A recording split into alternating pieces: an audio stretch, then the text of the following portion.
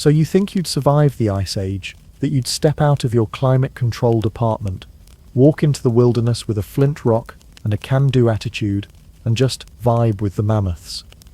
Think again. The Ice Age wasn't a winter wonderland. It was a never-ending survival challenge, where every breath you took was sponsored by frostbite. This was a time when food didn't nourish you, it tried to escape you, and the only thing cozier than your cave was the inside of a dire wolf. There were no grocery stores, no Gore-Tex jackets, and no delivery apps to bring you soup when you were dying of a fever. In fact, dying was sort of the default. Welcome to the Pleistocene, nature's frozen middle finger, to comfort, convenience, and anyone without at least 3 layers of mammoth fur. Let's find out why you absolutely categorically would not last a day as an Ice Age hunter-gatherer. Hello travelers, histories do not always need to be boring. You can rest here and listen to hilarious histories to drift off to sleep. Before we continue, leave a comment to let me know when and where you are listening to this, and hit the subscribe button, but only if you enjoy what I do here. Let's begin. The first thing you notice is the cold. Not the kind of cold that makes you shiver. No, this is the kind of cold that feels personal. Like winter itself woke up early just to punch you in the lungs. You peel open your crusty eyelids inside a pitch-black cave, wrapped in what can only be generously described as a mammoth-hide burrito. It smells like wet dog old cheese, and maybe a hint of prehistoric foot fungus. Comfort? Not a thing. Bedsheets are an 18,000 year later invention. Your mattress is a pile of leaves, bones, and whatever fur you didn't eat last week. There's no gentle sunrise streaming through your window. There's no window. What you have is an open rock hole where wind screams like it's auditioning for a horror movie. Welcome to your morning. Coffee? Not invented. Alarm clock? Just the internal dread of knowing you need to find food or die trying. You try to sit up, but your joints sound like someone stepping on dry twigs. Congratulations. You have Ice Age arthritis at the ripe old age of 24, which is basically senior citizenship in prehistoric years. You're not even fully awake, and already you're in survival mode. First thought, am I still alive? Second thought, where is my left foot, and why can't I feel it? Frostbite has entered the chat. You glance around. The cave is shared with your tribe, which includes one snoring elder, whose lungs sound like a dying bison, 2 toddlers covered in soot and mammoth grease, your cousin, who's already sharpening a rock and muttering about hunting something before noon. You, meanwhile, are trying not to cry because your breath is visible, and your toes are possibly dead. There's no time to ease into the day. Every second spent lying around is a second closer to starvation. And breakfast? That's not a meal. It's a desperate archaeological dig through snow and dirt for anything vaguely chewable. If you're lucky, someone roasted a root over the fire last night and forgot to eat it. If you're unlucky, well, good thing you're already dressed in survival mode, which is to say, naked under a scratchy animal pelt that barely covers your dignity or your butt. Clothing isn't fashionable here. It's functional, itchy, and extremely dead. Your outfit is made of mammoth, stitched together with the tendon of something you'd rather not ask about. It weighs as much as a mid-sized dog and smells like every bad decision your ancestors ever made. But hey, it's better than frostbite on parts of the body you'd like to keep. You shiver your way toward the dying embers of last night's fire. You poke at it with a stick, hoping it reignites like some sort of prehistoric miracle. It doesn't. Now your fingers are cold, and you've got soot under your nails. Welcome to the Ice Age morning routine. Wake up, contemplate existence. Freeze. Try not to die. You head outside, because, well, you have to. The outside world is an unfiltered documentary in high-definition suffering. The snow is knee-deep, the wind is slicing through your mammoth fur robe like it's made of paper, and the only sound is the ominous howling of something very large, very hungry, and probably starring in your obituary. And let's be clear, there's no morning routine as you know it. No brushing your teeth, no hot shower, no bowl of cereal.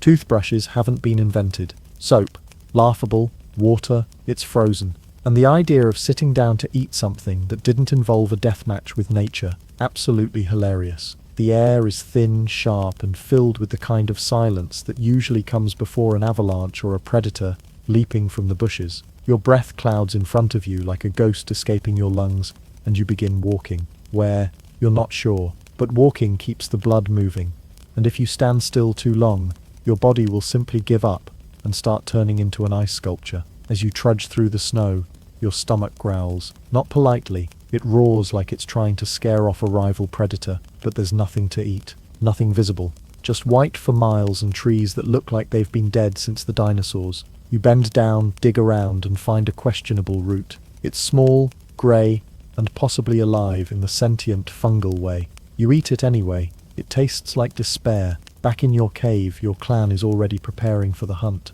You, on the other hand, are just trying to remember what warmth felt like. You've been awake for 20 minutes, and you've already experienced sensory deprivation, muscle failure, minor hypothermia, and spiritual grief over a burnt stick of tuber. So to answer the question, why wouldn't you survive as an Ice Age hunter-gatherer? Because by 7 a.m, you'd already be halfway frozen, emotionally broken, and chewing on what might be an old piece of bark, wondering if anyone in the future would invent something called pants. So you've made it through the morning without becoming a prehistoric popsicle. Congratulations. Now let's talk about your house, or rather the place you desperately try not to die in every night. Your home is a cave, not a cozy little hobbit hole with a round door and a stocked pantry. No, this is a jagged hole in a rock face that echoes like a cathedral and smells like something was murdered in there last week, which it probably was. Cave life is the Ice Age version of winning the lottery, except the prize is damp walls, questionable airflow, and frequent visits from carnivores, and it leaks constantly. You never really think about roofing until you're lying under a dripping stalactite for the 5th night in a row, wondering if your internal organs can get trench foot. The ground is always wet, always. No matter how many furs you lay down, or how much you try to sweep with a bush branch, your sleeping area feels like the inside of a boot that's been left in a swamp. The acoustics are wild too. Every snore, cough and stomach growl bounces around the cave like a prehistoric symphony of human suffering. You whisper one thing to your cousin in the corner, and your uncle 3 furs over hears it and says, "What did you say about my hunting technique, you little twig?" Privacy. The concept hasn't been invented. You want alone time? Good luck finding a tree that isn't already claimed by a pack of wolves. And let's talk about wildlife, because while the cave is your shelter, it's also prime real estate for other creatures with more teeth and fewer morals, like the saber-toothed cat. Yes, the one with teeth the size of steak knives, and the attitude of a house cat that skipped breakfast. You don't own the cave. You borrow it temporarily, and with constant paranoia. Every night is a roll of the dice. Will you be warm and safe? Or will you wake up to glowing eyes in the dark and the soft sound of claws tapping stone? You know those cute cave paintings we found thousands of years later? Yeah, that wasn't art class. That was a warning sign. Don't sleep here. Grog got eaten. But we didn't listen. Because when you're an Ice Age human, your housing options are cave with the risk of becoming bear food, outside, where the air hurts your face and the wolves don't knock. And sometimes, you didn't even get a cave. If the local saber-tooth family refused to vacate the premises, they have excellent squatters' rights. You were stuck with makeshift shelters. This included animal hide tents that flapped in the wind like a sad drum solo, or structures made of mammoth bones and desperation. They were, technically, shelters, if your only requirement was not dying immediately. Temperature regulation? Non-existent. Your insulation was literally layers of animal fat, and layers of regret. In winter, you curled up around a fire you prayed wouldn't go out. In summer, you suffocated under fur so thick, you could technically be considered part mammoth. Every season came with a new flavor of discomfort. And don't forget about fire, the ancient miracle that kept you alive and constantly on edge. Maintaining fire was a full-time job. You didn't just flick a lighter and vibe. You had to babysit those embers, like they were your firstborn. One strong gust of wind and poof, you're back to rubbing sticks like an idiot for 3 hours, while your clan passive-aggressively shivers nearby. Then there's the ambiance. The smoke from the fire wafts around the cave like a prehistoric fog machine, turning your shelter into the inside of a smoked ham. Your eyes water, your lungs burn. But hey, at least the bugs don't like it. Probably, you're not actually sure. There are so many insects living in your fur. At this point, you've named a few of them. What about sanitation, you ask? There is none. The corner of the cave is the bathroom, which is a generous label for where nature just happens. And if it's below 0 outside and the nearest stream is half a mile away, guess who's not washing their hands today or tomorrow? or ever. Despite all this, you consider the cave home. Why? Because it has a roof, and because it's slightly better than the alternative, which is building a snow hut with no tools, no engineering degree, and the structural integrity of a melted ice cream cone. You're not picky, you just don't want to be devoured in your sleep. That's the bar, that's the dream. So yes, rent is free, but survival is not. You pay daily in frostbite, respiratory infections, and the creeping sense that every shadow might be a bear looking for a midnight snack. You live with your entire extended clan, 3 mouldy animal hides, and a haunting sense of dread. And still, somehow, this is the best case scenario. So next time you complain about your tiny apartment or the Wi-Fi being slow, remember this. Your ancient ancestors slept with one eye open, one leg in a puddle, and one hand clutching a pointy rock, just in case the neighbors decided to stop by. Ah, fire. Glorious. Life-saving, flesh-roasting fire. In the Ice Age, fire isn't just helpful, it's the thin, flickering line between alive and miserable, and frozen into a human popsicle. It cooks your food, scares off predators, gives you light, and stops your extremities from falling off. It's the closest thing to a miracle your Ice Age brain can comprehend. But before you start strutting around like you're some prehistoric Prometheus, let's talk about actually making fire. You've seen movies. Someone rubs 2 sticks together for 5 seconds and boom, there's a roaring campfire. Ha ha ha. No, that's cinematic propaganda. In reality, firemaking is a soul-destroying process involving friction, disappointment, and more smoke inhalation than a chimney sweep convention. You don't just strike a match. What's a match? Or click a lighter. What's a lighter? You have to summon fire, like it's an angry spirit that only appears if you suffer enough first. Let's walk through the steps. Step 1. Find dry wood. This sounds simple until you remember it's the Ice Age, and everything is wet, cold, or frozen solid. The wood you find is either rotting, frozen, or currently being peed on by an elk. But fine. Let's say you get lucky. You gather some reasonably dry sticks and a bit of bark. That bark will serve as your tinder bundle, or as you'll soon call it, that thing I screamed at for 2 hours. Step 2. Friction. You take one stick and twirl it against another, using the bow drill method. What's a bow drill? It's a string tied to a bent stick that you spin back and forth, like a tiny lumberjack violin. Sounds doable, right? Until your hands are numb, the string breaks, and the stick keeps flying into your eyeball every 10 seconds. But let's say you power through. Your forearms are burning, you're sweating through your mammoth-hide tunic, and your family is staring at you like they'd really prefer not to freeze to death tonight. Suddenly, smoke. Glorious. Wispy smoke. Your heartbeat spikes. This is it. Fire is coming. Spoiler alert. No, it's not. That smoke is just your stick, politely telling you it's slightly warm. It's not an ember yet, and if you stop spinning for even a second, you have to start all over. You keep going. You whisper to the bark. You promise to name your first child Tinder. You offer up your sanity as sacrifice. Eventually, miraculously, an ember forms. A tiny glowing ember. It's your baby. You cradle it like a newborn, gently blowing on it, with the hope and terror of a parent sending their child to kindergarten. You place it in your bundle of bark and dried grass, and you blow and blow and blow. Now your entire face is covered in soot, and your lungs are full of prehistoric lint. But then, momp, a spark catches. You scream. Your clan screams. Everyone starts dancing like they just won a prehistoric lottery. You did it. You made fire. Of course, you immediately accidentally drop it on your own foot, burn your best pelt, and spend the next hour slapping flaming twigs into the dirt, while your cousin yells, "Not again." But you still made fire, and that makes you a god among hunter-gatherers. Let's take a moment to appreciate just how important this miracle is. Without fire, you're not cooking food, you're gnawing on cold mammoth sushi, and hoping not to get a side of parasites. You're not staying warm, you're shivering under 5 layers of fur, wondering if your nose is still attached. You're not warding off predators, you're just marinating in your own fear, until a dire wolf takes a bite. With fire though, you've got light, heat, safety, and even the ability to invent the concept of chilling with your clan around a campfire. This is where Ice Age storytelling is born. You and your people gather around the flame, grunt about the mammoth that got away, make fun of Glog for tripping over a tree root, and draw weird things on cave walls just to pass the time. Fire gives you culture, baby. Now, keeping fire going, that's its own nightmare.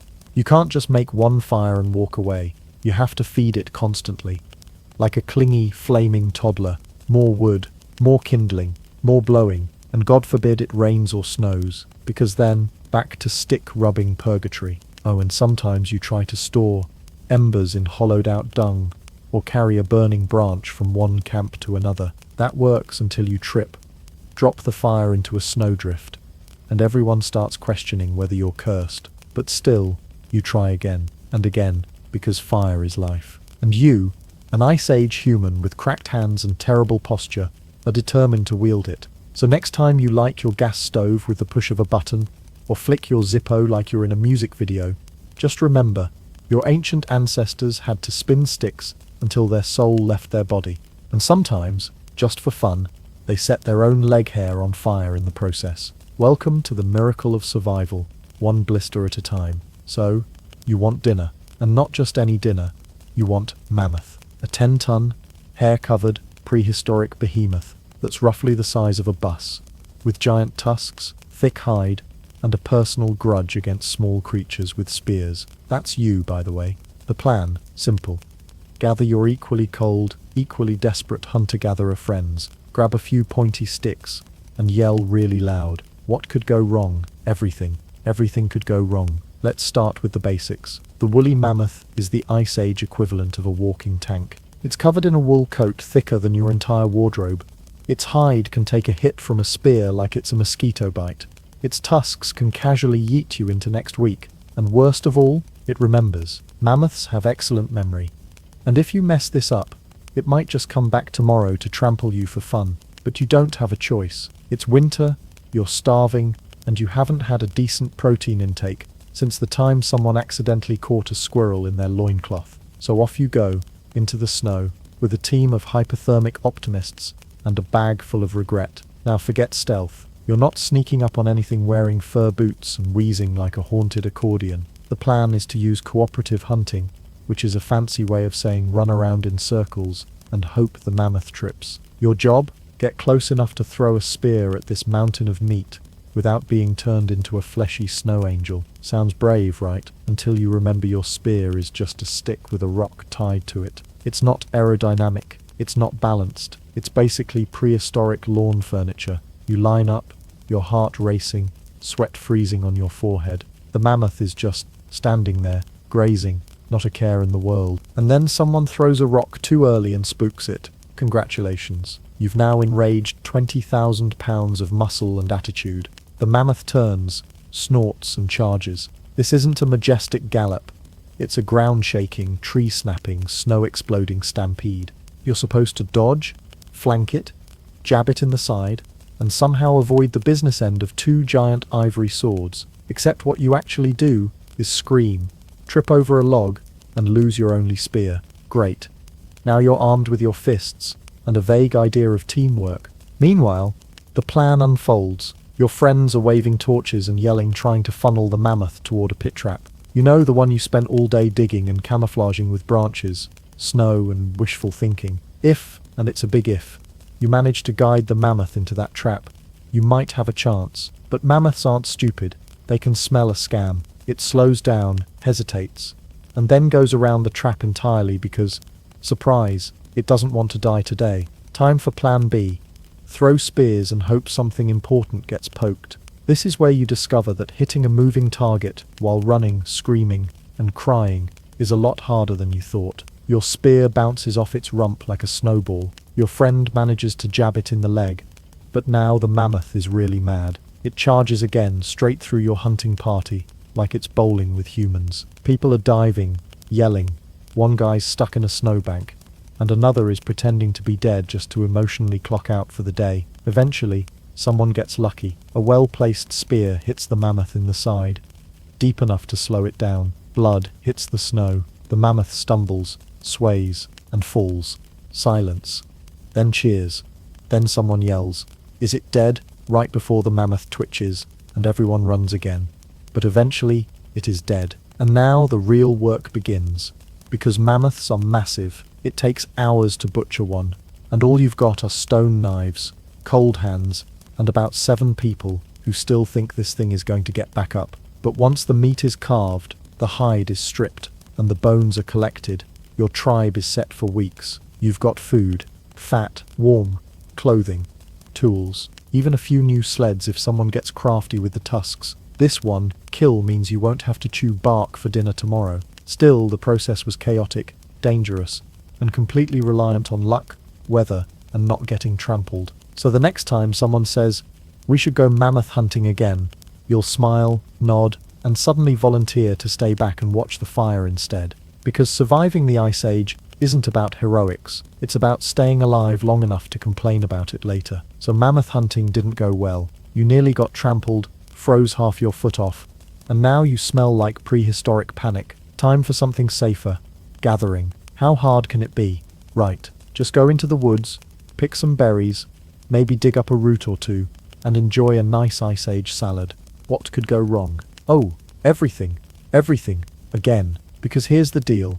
Every plant in the Ice Age is either mildly nutritious, completely inedible, or secretly trying to assassinate you. And the worst part? They all look exactly the same. You pick a berry that's red and juicy and seems harmless. Congratulations. That was dead man's snackberry. Your tongue goes numb. Your vision goes fuzzy. You have about 30 seconds to regret every decision that brought you here. So now you're trying to remember the rules your grandmother taught you. Something about don't eat anything with 5 leaves. Or was it 3? Or maybe that was the one to eat. Whatever it was, you can't ask her now because she died after eating something she thought was a wild turnip. Spoiler. It was a rock. You consult the only thing you've got for reference. Vibes. If a plant feels edible, maybe it is. If you've seen a rabbit nibble it, you think, okay, that must be safe. Wrong. Rabbits can eat literal poison and hop away fine. You try the same thing and your liver files for divorce. Also, let's not forget the roots. Ah yes, the thrilling sport of digging for food while hoping it's not a tubular death trap. You find something starchy and vaguely edible, take a bite, and instantly regret it, as your throat feels like it's closing around a cactus dipped in acid.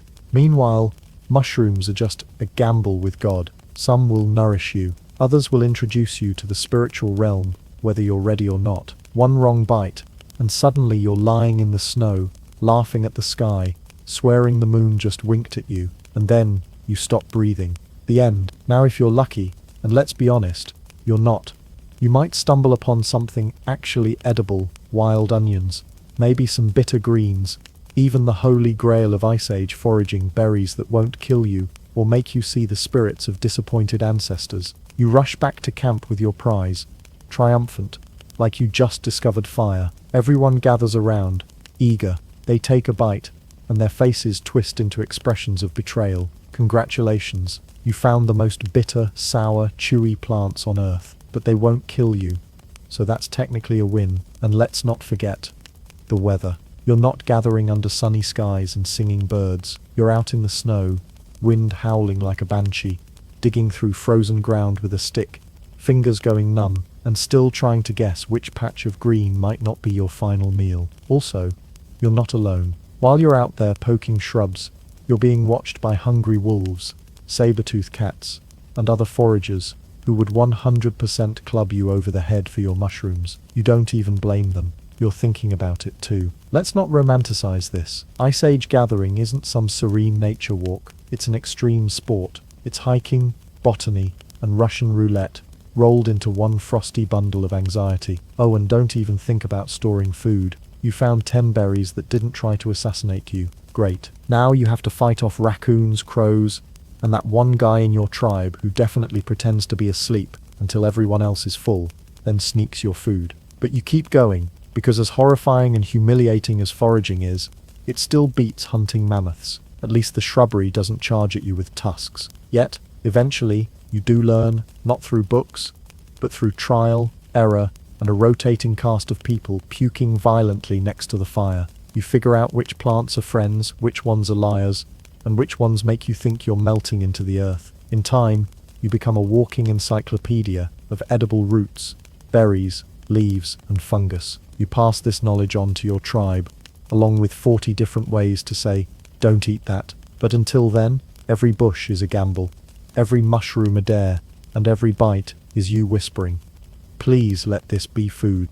Your outfit consists of stitched animal hides, some teeth, and vibes. Forget drip, you're just hoping your mammoth underwear doesn't freeze solid. Welcome to the Paleolithic runway, where high fashion is less about looking good and more about not dying of hypothermia. If you were expecting style, luxury, or even basic comfort, let me stop you right there. Your Ice Age wardrobe is a collection of furry regrets stitched together with bone needles and blind optimism. Let's talk materials. You don't have cotton, you don't have silk, you don't even have linen. What you do have are the corpses of animals you barely managed to kill or scavenged while someone else was being chased away by a bear. Mammoth hide, warm, heavy, smells like something that lost a fight with time itself. Reindeer skins, nice and light, but if you layer too many, you start to resemble a walking, disgruntled hay bale. And don't get it twisted. This isn't some sleek fur coat from a Paris runway. This is lumpy, patchy, slightly blood-stained survival couture. Your tunic, probably stitched from 5 different species. Your leggings, made from what used to be the inner thighs of a prehistoric goat. Your underwear, if you're lucky, it's made of rabbit fur. If you're unlucky, it's whatever was lying around when the blizzard hit. Now, how do you sew this mess together? Welcome to Bone Needle Technology trademark, the latest in 30,000 BC fashion innovation. Needles made of sharpened animal bones, threaded with sinew, aka dried out animal tendons. It's like trying to sew with a toothpick and spaghetti. You spend 3 hours poking your own hand more than the hide, and when it finally holds together, it immediately splits open the first time you squat to pee behind a bush. Speaking of which, there is no such thing as waterproof in the Ice Age. Every day you're praying your furs don't absorb too much snow, because when they do, congratulations, your pants are now icy. Death trousers, your boots, lined with straw, insulated with hope. If you step into a puddle, you may never feel your toes again. And footwear, oh, Ice Age footwear is a gamble. On a good day, you've got hide moccasins wrapped in more hide. On a bad day, it's just whatever's left of the mammoth. Soles made of bark, insulation made of old moss. You've basically duct-taped nature to your foot and called it a shoe. But wait, there's more. Accessories. Ice Age people loved a good accessory, mostly because it distracted from the fact that they smelled like week-old bison. Tooth necklaces, bone bracelets, maybe a feather if you were feeling spicy. Not for fashion, mind you, for status, survival, and maybe scaring off that guy who keeps borrowing your spear without asking. Want to be extra fashionable? Maybe add some ochre-based body paint or tattoo a bear claw on your bicep using soot and sharpened flint. Nothing says I'm sexy, and I might stab you with a sharpened antler. Quite like a prehistoric tattoo. And let's not forget the clothing maintenance. You don't just throw these garments in a washing machine. No, you scrape the dirt off with a flint tool, hang them near the fire, and hope the lice freeze before they breed again. Spoiler, they don't. Ice Age clothing is less fresh and more permanently haunted by a musk that whispers of damp regret. There's also no changing outfits. You wear the same thing for days, weeks, sometimes seasons. You smell like you've been slow-cooked in animal fat and rolled in campfire smoke. Because plot twist, you have. Still, you gotta respect the ingenuity. These people made tailored parkas out of things that tried to kill them. They figured out windproofing before words like windproof existed. They layered skins, added extra fur around their neck and wrists, and padded their winter wear with dried grass for insulation. They knew which furs worked best in dry cold, which worked in wet cold, and which would turn into a wet mop the second it snowed. Yet, despite all of that, it's never enough. There's always a breeze, always a draft. Always that moment when you bend over to pick up your stone knife and feel the icy wind slap your exposed backside like nature itself is scolding you for being born. So you layer up. You wrap your legs in hide strips, cover your hands in crude mittens that make it impossible to hold anything, and top it off with a hat made from an animal's entire head. Is it effective? Surprisingly, yes. Is it horrifying? Also, yes. In the end, Ice Age fashion isn't about expressing yourself. It's about impressing death with how stubborn you are. You're not trying to look good. You're trying to stay warm, alive, and possibly intimidating enough that predators think twice before attacking the walking fur pile with a bone knife. And that's the Ice Age aesthetic. Woolly, smelly, questionable at best. But hey, at least no one's judging your outfit. They're too busy freezing their mammoth-sized butts off to our love in the Ice Age. It wasn't roses, chocolates, or awkward texting. Nope. It was more like, here's a chunk of mammoth meat I didn't trip over, or watch me dance without falling into the freezing river. Romantic, right? If you think modern dating is complicated, imagine trying to impress someone when your breath smells like a mix of campfire smoke and half-digested berries, your clothes are made of smelly animal hides, and the nearest romantic dinner involves a saber-toothed tiger eyeing you both hungrily from the bushes. So how did Ice Age humans do it? Let's break down the prehistoric love game, Ice Age style. First rule of Ice Age dating: food is love. If you want to win a mate, you better show off your hunting or gathering skills, preferably with something big, meaty, and impressive. Imagine trudging back to camp, tusks dragging behind you, clutching a freshly killed mammoth leg. This is the prehistoric equivalent of showing up with flowers and a fancy bottle of wine. You don't have wine, obviously. You're still trying to invent that, so a giant, bloody chunk of meat is the best you can do. Presenting a mammoth steak wasn't just about the food. It was a display of status, skill, and hey, I'm strong enough not to be lunch. It said, I can provide, I can protect, and I'm willing to share this massive slab of dead giant with you. If you were a gatherer, your version of this might be a basket of edible berries or a stash of roots you managed not to poison yourself with. Still impressive, but let's be honest, the mammoth steak wins every time. After you've dropped your gift, it's time for the Ice Age version of a Tinder date. Dancing around the fire, no slow jams or smooth jazz, just primal stomping, waving spears, and making sure you don't accidentally knock someone into the fire pit. This dance served two main purposes: showing off your fitness. Can you move without tripping over your own fur? Can you swing your club without falling on your face? Can you roar convincingly? These are the moves that made hearts flutter, or at least distracted people from thinking about how cold they were. Flirting without words. Language was limited, and yelling, "Hey, you're cute," probably sounded more like Aoge, Aoge. So, elaborate gestures, eyebrow raises, and wild arm waving became the prehistoric equivalent of slide into my DMs. But be warned, this dance was risky. One wrong step could send you sprawling into the dirt, losing your precious mammoth steak, or worse, your dignity. And if you fell, you had to hope the saber-toothed cat wasn't watching. Nothing kills the mood like almost becoming dinner. If you thought freezing weather was just a background annoyance, think again. Dating happened outdoors, and the Ice Age was a literal cold-hearted matchmaker. You couldn't just cuddle up inside with Netflix and hot cocoa. Nope. If you wanted to impress your crush, you had to brave the cold wind and occasional snowstorm. So surviving the date without your fingers turning into popsicles was an accomplishment. If you both managed to keep your toes and noses, that was basically a sign of true love, or at least strong willpower. Sometimes, impressing your date meant showing off your hunting skills with smaller, more manageable prey. Enter the dead rabbit. This gift screamed, I'm resourceful. I'm not just about big game trophies.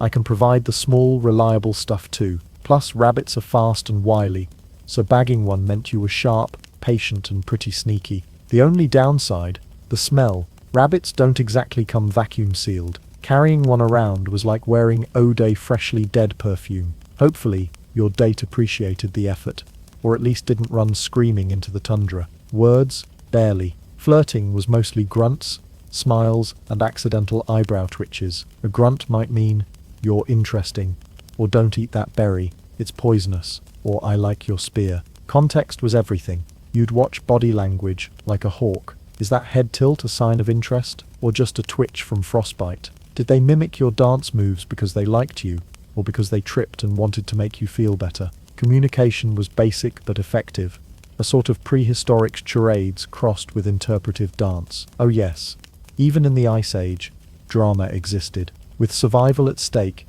your whole tribe was watching your moves. Impress the wrong person, and you might end up in a cold war, or worse, a frozen war. Jealousy flared over mammoth kills and prime berry patches, and sometimes competing suitors settled disputes with a show of strength, or more often, with passive-aggressive stone throwing. And unlike today's online dating apps, you couldn't just swipe left. If you rejected someone, they might glare at you for the rest of the winter. Imagine trying to survive with your ex glaring at you every time you chop firewood. If all went well, no frostbite, no predator attacks, and your dance moves didn't cause a stampede, then congratulations, you'd made a successful Ice Age connection. This usually meant one thing: babies. Lots of them. Because having a big, sturdy tribe increased your chances of survival. The more hands to carry spears, gather food, and fight off bears, the better. And let's be real, there was no time for awkward first dates. Mating was a survival strategy wrapped in the messy, beautiful chaos of prehistoric life. So yes,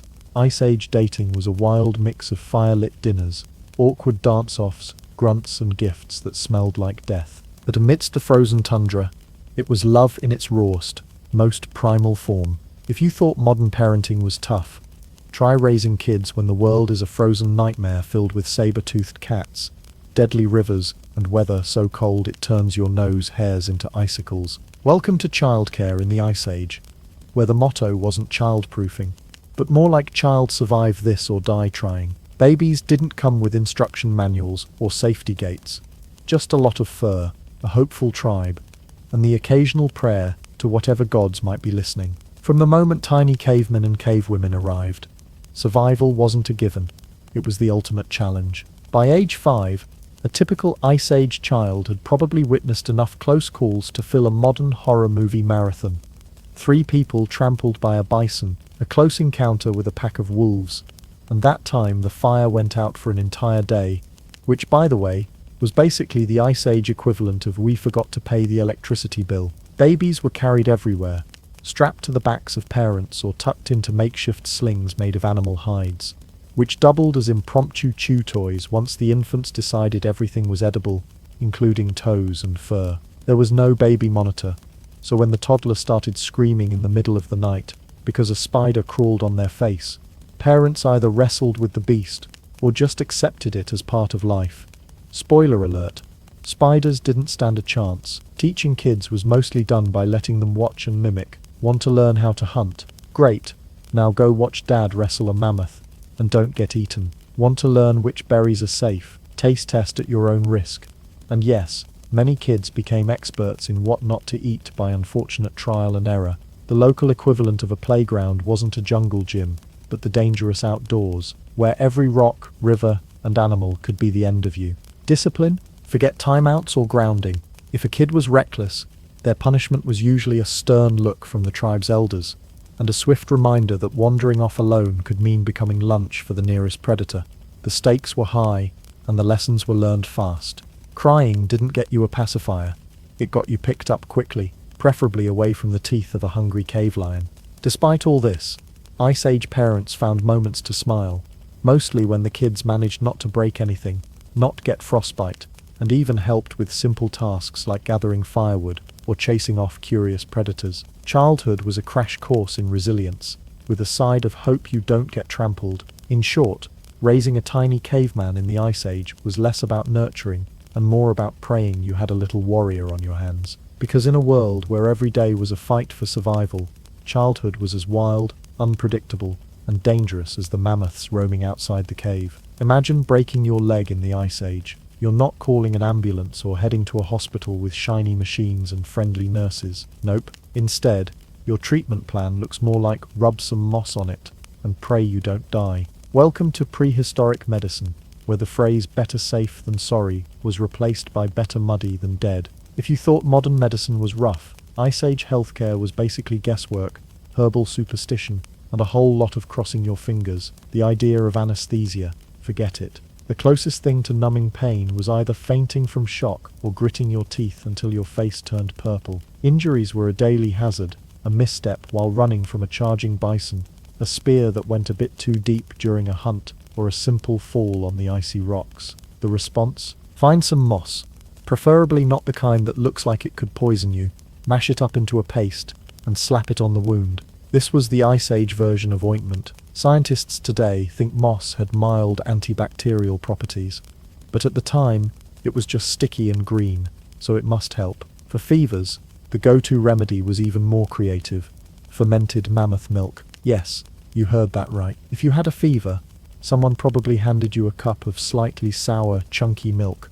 Not exactly the calming chamomile tea we'd prefer now. Drinking it was followed by a lot of yelling at the moon or other celestial bodies.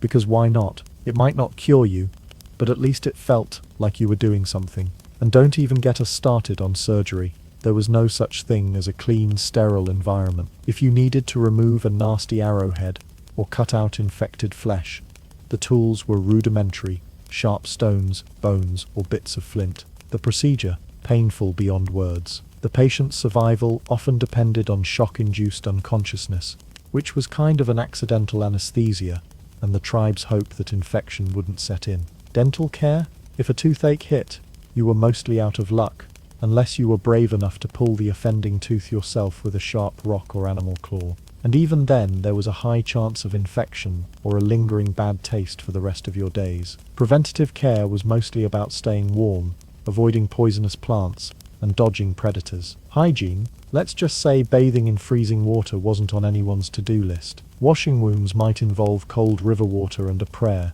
but soap was a mystery, and germs were invisible enemies no one knew about. Still, prehistoric healers did have some tricks. Certain plants and herbs discovered through trial and error, mostly error, were used to ease pain, reduce swelling, or help wounds heal faster. Willow bark, for example, contains salicylic acid, the natural ancestor of aspirin. Of course, it took thousands of years for anyone to figure out that chewing on some tree bark was the original headache remedy. Spiritual healing played a big role too. Shamans, or medicine men and women, would perform rituals, dance around fires, chant, and sometimes wave animal bones while trying to drive out evil spirits that were blamed for illness. Whether it worked or just distracted everyone from the pain is up for debate, but it sure added drama to the campsite. So yes, Ice Age medicine was a wild mix of mud, moss, mammoth milk, and magical thinking. It might not have cured everything, but it kept the tribe going one sticky, hope-filled day at a time. And honestly, surviving without antibiotics or anesthesia for thousands of years, that's some stubborn resilience right there. If you think modern winters are tough, just imagine living in a time when winter wasn't just a season, it was a merciless, eternal state of existence that seemed to have a personal vendetta against you. Welcome to the Ice Age, where cold wasn't something you complained about. It was the main antagonist in the epic saga of your survival. And spoiler alert, the Ice Age never lost. Picture this.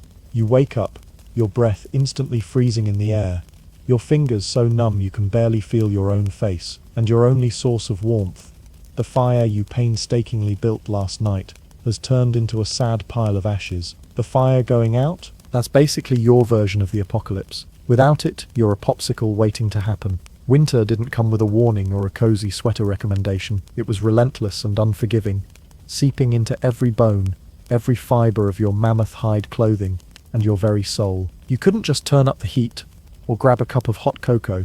No, your survival depended on keeping that fire alive at all costs, because once the flames died, so did your chances of making it through the night. And keeping fire alive in the Ice Age, that's a full-time job and a half. Wind, snow, and ice conspired like some cruel winter-themed prank squad to snuff out your hard-earned warmth. One wrong gust and your flame would vanish faster than your hope for a Netflix binge session. So you'd be huddled around the tiny spark, desperately blowing on it, like your life depended on it, which it did, while wondering if the Ice Age gods were having a good laugh at your expense. The cold didn't just make you shiver, it was an invisible predator. Frostbite wasn't just a scary word, but a daily threat, turning fingers, toes, and sometimes noses into useless frozen stumps. If you weren't careful, you'd wake up one morning with parts of you gone, like some unfortunate Ice Age version of a bad haircut. Food storage, forget about it.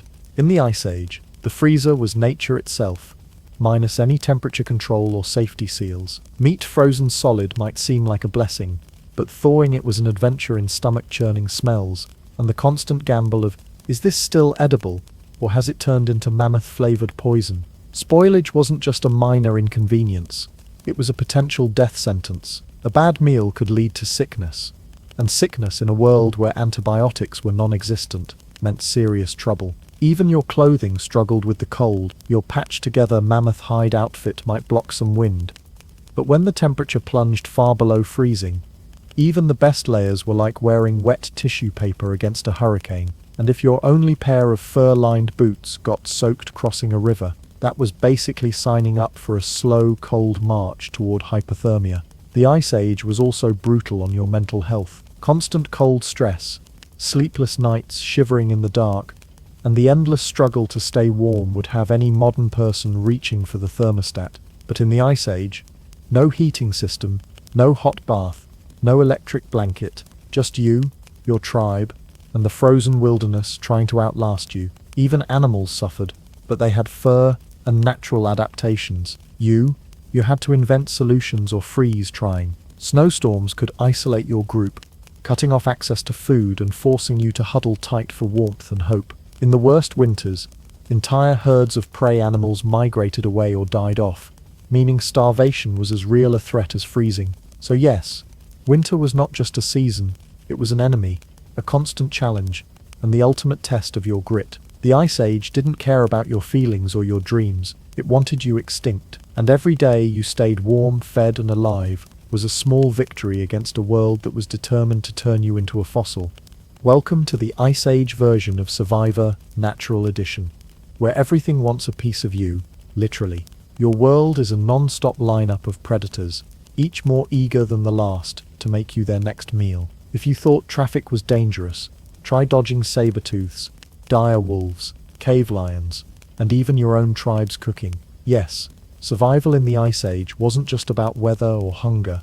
It was a full-contact sport with nature playing the most ruthless referee imaginable. Let's start with the headline predators, because what's an Ice Age without a few apex beasts to keep your adrenaline on permanent high? Saber-toothed cats, with their trademark giant fangs that could double as impressive cheese cutters, were the neighborhood's unofficial tax collectors, collecting payment in terrified screams and shredded hides. These cats were stealthy, fast, and capable of taking down prey much bigger than you, including mammoths, which, fun fact, you were supposed to hunt, remember? If you ran into one of these big cats, your best move was to hope you weren't alone, and that your tribe's spear-throwing skills were on point, or, just run like your life depended on it.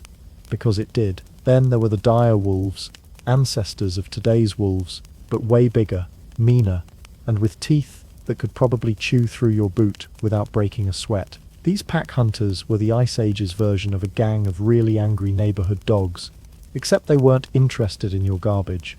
They wanted you. Running away might help, but if you tripped on a rock or froze in fear, quite literally, that was game over. Cave lions, cousins of the modern big cats, prowled the shadows. They were sleek, strong, and about as friendly as a grizzly at a picnic. Unlike saber-tooths, cave lions hunted by ambush, and if you were unlucky enough to be their chosen ambush, well, you'd probably end up as a spot on their fur coat someday. Their roar alone was enough to make you question all your life choices, especially the ones that involved not staying indoors. If these flesh-eaters weren't enough, you had to watch out for animals you might think are harmless, like the Ice Age fish. Sure, fish don't usually strike terror in the hearts of humans today, but back then, they were practically tiny piranhas with attitude. If you ever tried fishing with your bare hands, you'd know those cold water fish were less about swimming gracefully and more about biting first, asking questions never. And here's a surprise twist. The things most likely to kill you might just be the people you live with. Yes, your own tribe. With limited resources, tensions could run higher than a mammoth's back. A bad day hunting, or a cold night huddled in the cave, could turn friends into rivals faster than you can say, "Pass the spear." Plus, Ice Age cooking was a risky business. Raw meat could harbor parasites, and your attempts to cook over an open flame might result in anything from burnt offerings to food poisoning. Not exactly the recipe for a long, healthy life. Add to the mix accidents, falling off cliffs, getting trapped under a pile of snow, or slipping on ice, and you realize just how precarious your existence was. Every step you took had the potential to be your last, and your to-do list included not just finding food and shelter, but also dodging death at every turn. Even smaller animals could be dangerous. Venomous spiders and insects might have been less common in the freezing cold, but the risk was still there. One unlucky bite and you could be down for the count with swelling, fever, or worse, with no cure except time, and the hope that you didn't get worse. So what did you do? You stayed alert, trusted your instincts, and kept your weapons close. Spears, clubs, and sharp stones weren't just tools, they were lifelines. Every day was a battle not just against the environment, but against everything, with jaws, claws, or a bad attitude. Ice Age life wasn't a stroll in the park.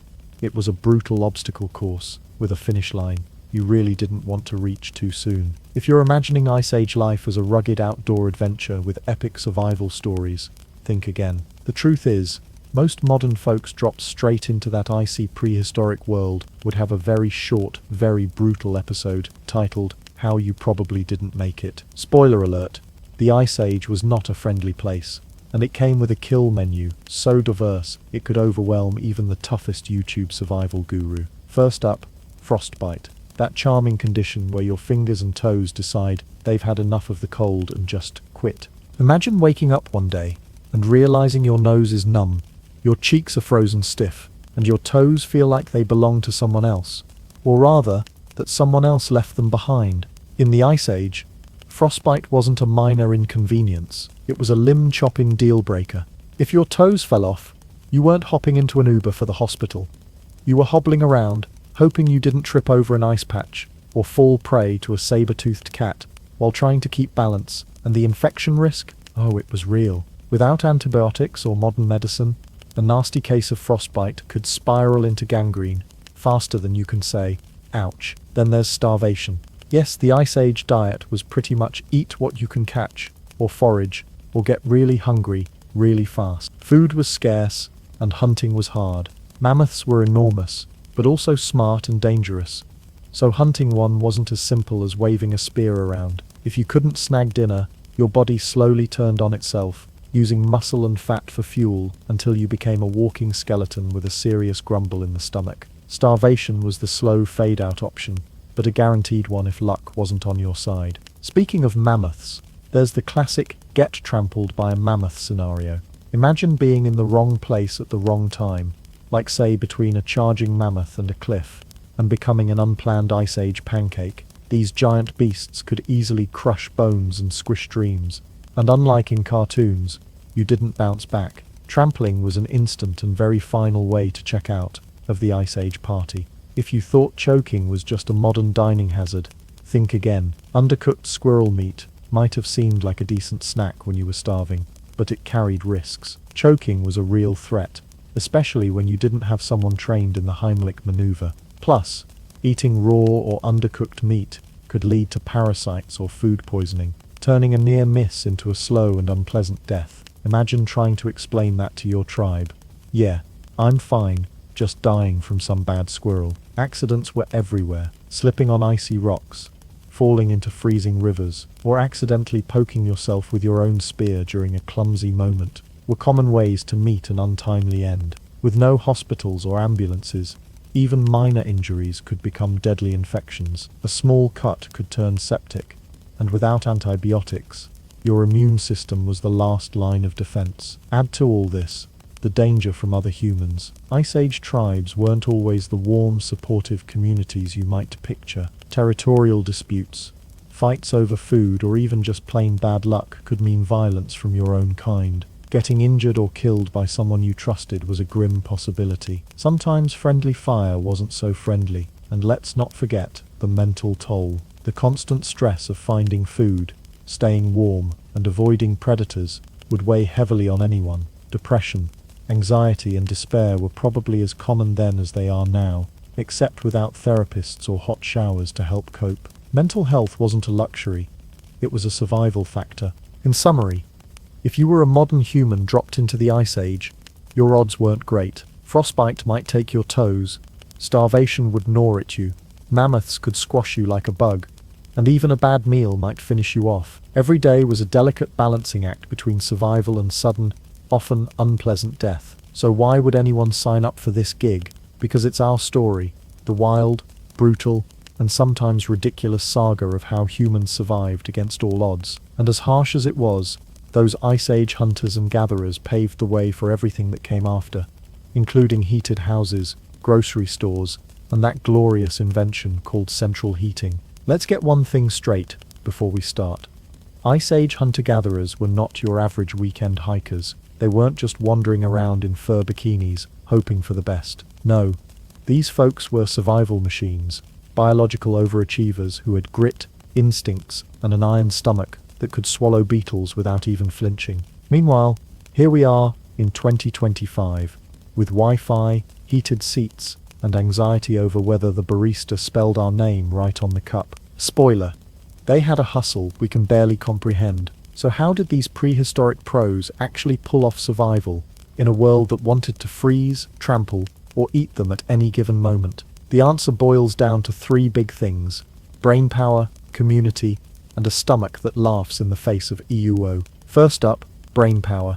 It's easy to picture these ancient humans as just brawny cave people waving clubs around, but they were actually pretty darn clever. Creating tools wasn't just about grabbing a rock and hoping it works. It involved planning, experimenting, and learning from mistakes. Sharpened stones, bone needles for sewing, and clever traps didn't just appear overnight. Each new invention was a survival upgrade. They understood their environment, tracked animal migrations, and read the weather better than most of us read a smartphone app. If you think checking the weather on your phone is advanced, try reading the sky when your life depends on it. Speaking of planning, the social aspect was crucial. Hunter-gatherers weren't lone wolves. They lived in groups that shared food, cared for each other, and worked together like a finely tuned, if occasionally chaotic, team. Cooperation was survival currency. When hunting mammoths, for instance, it took coordination and trust. Someone had to distract the beast, while others attacked from behind, and someone else was on lookout for predators. Imagine organizing that kind of group strategy without texting or walkie-talkies. All you had were gestures, grunts, and probably a lot of enthusiastic pointing.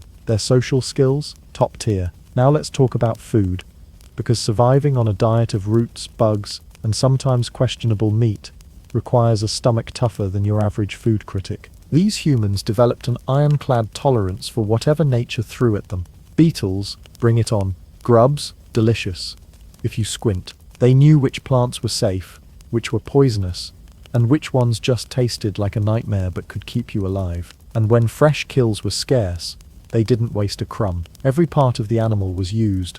Meat, hide, bones, even the stomach contents sometimes, because waste was a death sentence. Hunters and gatherers also understood that survival wasn't just about brute strength or speed. It was about patience, observation, and adaptation. Tracking an animal for days, setting traps, or waiting for the right season to gather berries meant playing the long game. Modern life's instant gratification, not in the Ice Age. You had to earn every bite, every warm fire, every dry piece of fur. Mental toughness also deserves a shout-out. Imagine staring down a saber-toothed cat, or a pack of dire wolves, and not losing your mind. Or coping with days, sometimes weeks of freezing weather, no food, and no hope, except the stubborn refusal to become extinct. This wasn't just survival, it was a daily act of defiance against a hostile planet. And when things got truly dark, they had rituals, stories, and community bonds to keep their spirits up. Humans weren't just biological survivors, they were emotional warriors. Of course, not every day was a grand victory.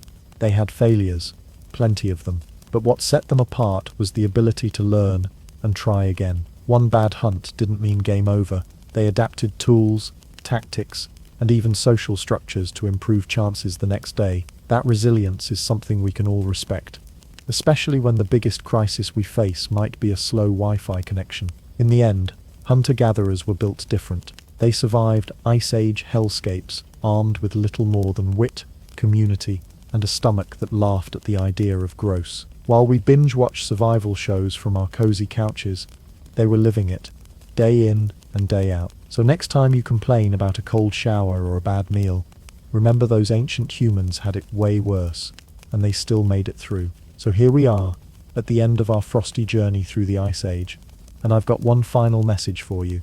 If you were thinking, yeah, I could totally survive that, well, bless your optimistic heart. But let's be real. You, my friend, are built for delivery apps, not spearing a reindeer at dawn while your toes freeze off. Think about it. Your morning routine probably involves scrolling through Instagram in a heated house, sipping on a coffee that magically appears thanks to some clever machine. Meanwhile, Ice Age folks were waking up to minus temperatures that could turn your latte into a popsicle before you even finish your first sip. Their alarm clock was the growl of a hungry predator, or the bitter sting of frostbite creeping up their nose. So if your biggest survival challenge today is deciding between avocado toast or cereal, you're already ahead of the game. Sort of. Sure, those hunter-gatherers didn't have Netflix or air conditioning, but they had something even better. Raw, unfiltered survival skills that would make any modern human break into a cold sweat. They had to navigate a world where the only warmth came from a precarious fire that could go out in a blink, where every meal was a gamble between feast and famine, and where the only fashion statement was hoping your stitched-together animal skins didn't fall apart mid-hunt. Let's not sugarcoat it.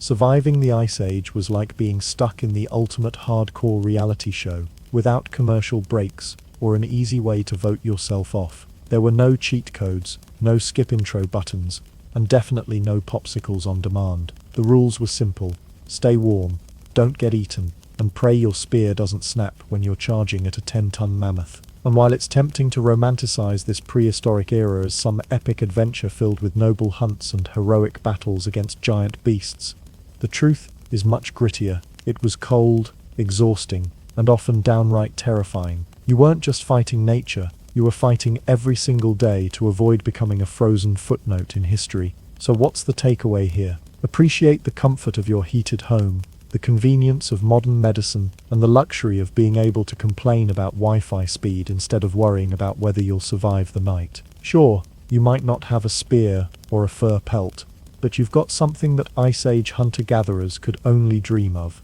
the chance to live without the constant fear of turning into a snack for something with sharper teeth than you. In other words, stay warm, stay home, and maybe send a thank you text to the ancestors who were brave enough and crazy enough to survive the Ice Age, so you could binge watch this video in peace. Because if you think that sounds easy, well, you're built for modern life, not Ice Age strife. Up next, if you're feeling adventurous and a little less frozen, we can dive into other wild chapters of history, where survival meant something else entirely, like surviving medieval feasts without food poisoning or keeping your sanity during Viking raids. But for now, grab a blanket, a hot drink, and maybe a pizza delivery number on speed dial. You've earned it. And remember, the Ice Age doesn't just want you extinct, it's rooting for you to stay exactly where you are, safe, cozy, and very, very far away.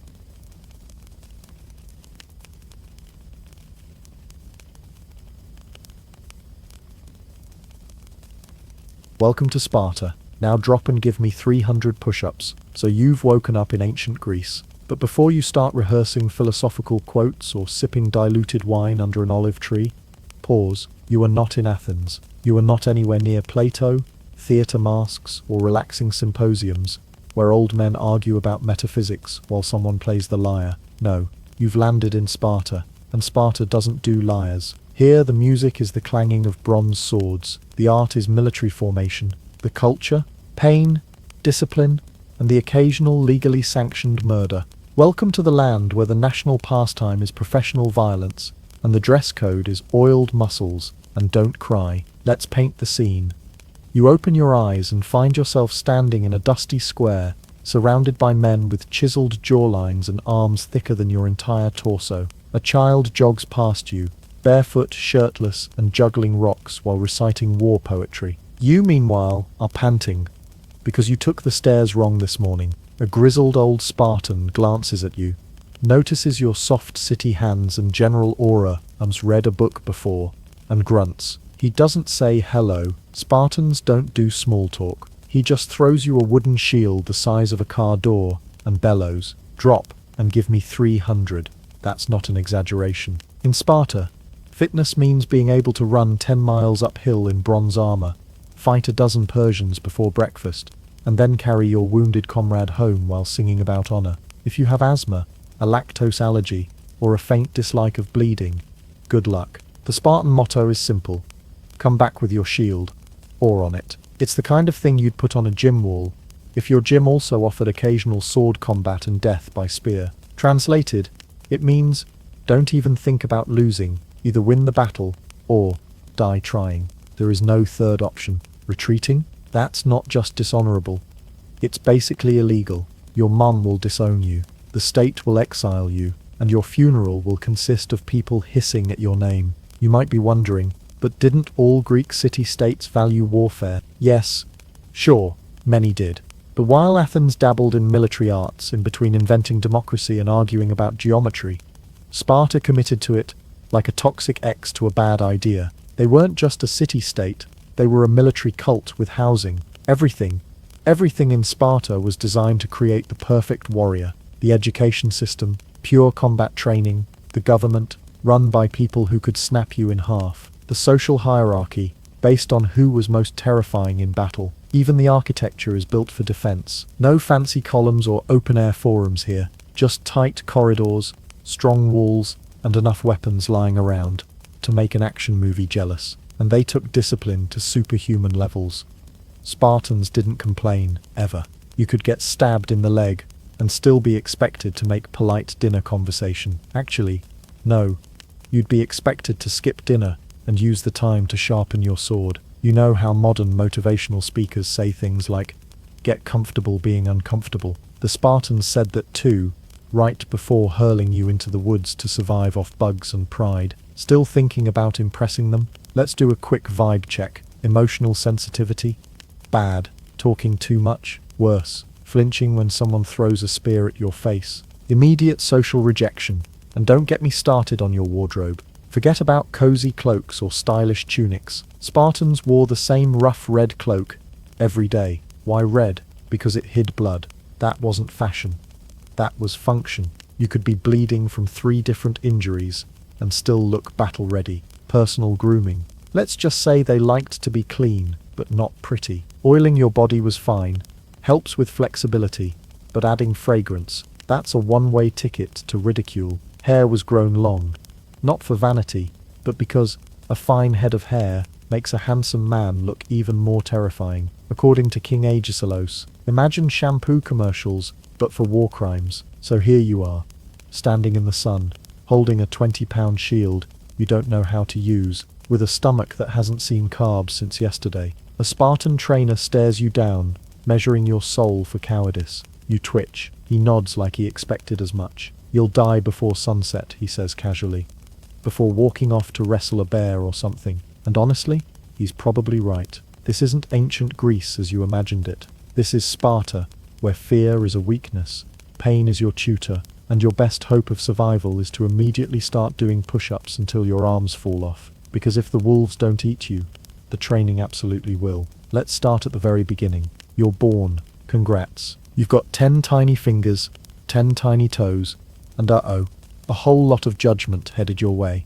See, in normal places, babies get swaddled, kissed, and handed little wooden toys. In Sparta, you get inspected like a piece of military equipment, fresh off the assembly line. The government literally sends someone, yes, an actual state-appointed baby bouncer to examine you for defects. The criteria? Brutally simple. Are you healthy? Are you symmetrical? Do you look like you could one day crush a man's windpipe with your pinky toe? If the answer to all of these is a yes sir, congratulations, you're approved for continued existence. Go ahead and enjoy a brief nipple-based victory lap. But if you fail the vibe check, if you're too small, too frail, or show any signs of not becoming a death-dealing future adult, well, there's a mountain with your name on it. Mount Taygetus. A scenic peak with lovely views, crisp air, and unfortunately, a dark reputation for being ancient Sparta's unofficial baby off-ramp. Infants deemed unfit for military service weren't sent to a care facility. They were taken up the slope And let's be blunt here. Chucked, as in tossed, as in good luck, in the next life, kid. It sounds horrifying today, and it was, but to the Spartans, this was efficiency. No point investing food and training into someone who couldn't someday return with a Persian's head on a stick. Harsh, absolutely. But in their eyes, this was how you kept the gene pool pure, the army strong, and the babysitters very, very afraid. Now, assuming you pass the first test, and don't take a scenic tumble off a mountain, your reward is more terrifying survival scenarios. Because Spartan childhood isn't about toys, songs, or loving encouragement. It's about pain, teamwork, and absolutely no hand-holding. After a few short years of milk, and being glared at by your father, you're thrown into the Spartan equivalent of daycare, the Aoge. Think of the Aoge as preschool.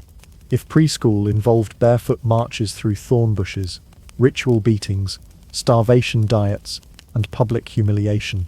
Oh, and wolves. Occasionally literal wolves. You enter the Aoge at the ripe old age of 7, which is when your parents give you one last slap on the back and say, "Try not to die, son." From there on out, your life belongs to the state. Say goodbye to your mum, say goodbye to toys, say goodbye to comfort, and definitely say goodbye to ever sleeping in past sunrise. Training begins immediately, and it is not age appropriate. You'll learn how to fight, how to march, how to obey without blinking, and how to wrestle another child to the ground, using only your bony elbows and sheer hatred. Tutors don't hand out gold stars, they hand out lashes. It's a place where you're praised not for being smart, but for being silent while bleeding. Oh, and lying is totally encouraged. In fact, stealing is part of the curriculum. You're expected to sneak food, outwit guards, and take what you need to survive. But, and here's the catch, only if you don't get caught. If you are caught, you don't get punished for stealing, you get punished for failing at it. Spartan logic, folks. Now let's talk about the food. Imagine the worst cafeteria you've ever experienced. Now set it on fire and subtract half the ingredients. The Aoge didn't just underfeed kids for fun. They wanted you to be hungry, desperate, and resourceful. Lunch might be a crust of stale barley bread. Dinner, a nice bowl of black broth, a culinary abomination made from pig's blood, vinegar, and salt. Yes, it tastes as good as it sounds, which is to say, it tastes like despair. And remember the wolves we mentioned. That wasn't metaphorical. Part of your coming-of-age challenge might involve surviving in the wild, alone for days or weeks. The idea was to teach you self-reliance, stealth, and how to sleep in a tree while not becoming dinner. Because if you couldn't outsmart an animal, how could you outsmart an Athenian? Now, during this entire time, your emotional support system is non-existent. Showing emotion is for the weak. Crying is for cowards. If you trip, scrape your knee, and don't immediately pretend you enjoyed it, you're getting whipped until you learn to smile while suffering. In fact, they held public ceremonies where boys were flogged for fun. These weren't punishments. They were competitions. The last kid to pass out won honor, and possibly lifelong trauma. Some didn't survive. That was frankly expected. But if you did, if you made it through the black broth, the wilderness trials, the beatings, and the chronic iron deficiency, you didn't get a gold medal. You got the right to continue training. Because you're only a teenager at this point, and the real horror show has just begun. So to recap, if you're born in Sparta, step 1 is not dying as an infant. Step 2 is surviving mandatory ultra-violence disguised as school. And step 3 is not even close to relaxation. Because in Sparta, growing up means one thing, becoming the kind of adult who can march 40 miles in sandals, murder efficiently, and hold in a sneeze during a spear fight. And to think, you were hoping for a juice box. Ah, the Aoge, the Spartan educational system that makes modern boot camps look like spa retreats. This wasn't a school, it was a nightmare factory for children, meticulously designed to turn soft, impressionable little boys into emotionally repressed, spear-wielding war machines. You start at age 7. That's the tender age when most modern kids are learning to read and tie their shoes. But not in Sparta. In Sparta, you're forcibly removed from your family. And by removed, we mean ripped away from your mother's embrace, like a lamb headed to the world's most intense summer camp from hell. You're dumped into military barracks with a bunch of other trembling 7-year-olds, none of whom are allowed to cry. Crying is a punishable offense, so is whining, so is smiling without permission. Honestly, existing incorrectly in any way is grounds for discipline. Your new home? A cold stone building with no beds, no blankets, and definitely no plush toys. Your mattress? A pile of reeds you harvested yourself from a swamp. And no, the swamp doesn't close for holidays. And yes, those reeds are infested with bugs that see your skin as a buffet. Welcome to the Aoge. From day one, everything is a test. Your strength, your obedience, your pain tolerance, and your ability to endure public humiliation without blinking. There are no gold stars here. The only rewards are not being flogged, or being flogged less. The instructors, if you can even call them that, are more like personal tormentors. They don't teach math or writing. They teach endurance, silence, and how to kill a man using only your sense of timing and a sharp stick. You're encouraged to fight your peers daily, not in a supervised, controlled manner. Nope. It's more like a chaotic brawl pit, where the weak get battered and the strong get praised for being slightly less broken afterward. And let's not forget the older boys. They're assigned to mentor the younger ones, which in Spartan terms means smacking you in the face whenever they feel like it. You exist to be molded, which often involves being punched, kicked, or publicly insulted for failing to perfectly recite some state-approved poetry while bleeding from the nose. Then there's the food, or rather, the lack of it. You're deliberately underfed. The idea is to teach you to scavenge, steal, and survive. Hunger is constant. Your stomach growls louder than your battle chants. So you're encouraged, yes, encouraged, to steal. Bread, cheese, figs, whatever you can get your grubby hands on. But here's the twist. You're only rewarded if you don't get caught. If you do get caught, that's right. You're flogged. Publicly. In front of your peers. Imagine stealing a piece of cheese, getting caught, and instead of detention, your instructor says, "Nice initiative, shame about your technique," and orders 50 lashes. Welcome to Spartan logic. It's not about morality, it's about competency. You didn't fail by being bad. You failed by being bad at being bad. Spartans even turned cheese theft into a sport. One popular event involved placing a block of cheese on an altar, and daring boys to try and take it while older kids defended it with whiff. Think of it as capture the flag, except instead of a flag it's cheese, and instead of fun it's scars for life. And nights are their own special brand of horror. You don't sleep in pajamas, you sleep naked, because comfort is for philosophers and cowards. The floor is hard, cold, and riddled with sharp little objects no one bothers to clean up. And don't even think about asking for a pillow. The last kid who tried that is probably still tied to a tree somewhere, thinking about his life choices. And remember, you're surrounded by other kids just as traumatized and paranoid as you. These are not your friends, these are potential assassins, all of whom are also desperate to prove their worth. Sleep with one eye open because you never know when someone will decide that stabbing you in the leg might earn them bonus points with an instructor. The Aoge also introduced a charming little activity called the Cryptia. Once you got older, where particularly promising boys were sent out at night with daggers to murder helots, Sparta's enslaved class, as a way to keep the population terrified and the boys sharp. Yes, childhood assassination missions were an actual part of the curriculum. Still think algebra was hard, but here's the kicker. If you survive all this, the beatings, the starvation, the random attacks, the cheese-related trauma, you don't graduate to freedom or celebration. You graduate to even more training. You get a red cloak, and the lifelong obligation to be an elite soldier who can't flinch, cry, or ever, under any circumstances, say, "I need a break." Because in Sparta, you're not a person, you're a weapon, a tool for the state, a human spear with feelings surgically removed and replaced with a burning desire to win wars or die trying. So the next time someone complains about school lunches or gym class, feel free to remind them, at least they didn't get flogged for cheese. In most cultures, body image is a personal issue. In Sparta, it's a public health crisis. Specifically, the public's health and your body's role in violently preserving it. Here, physical perfection isn't just encouraged, it's practically legally mandated. Your body isn't yours, it belongs to the state.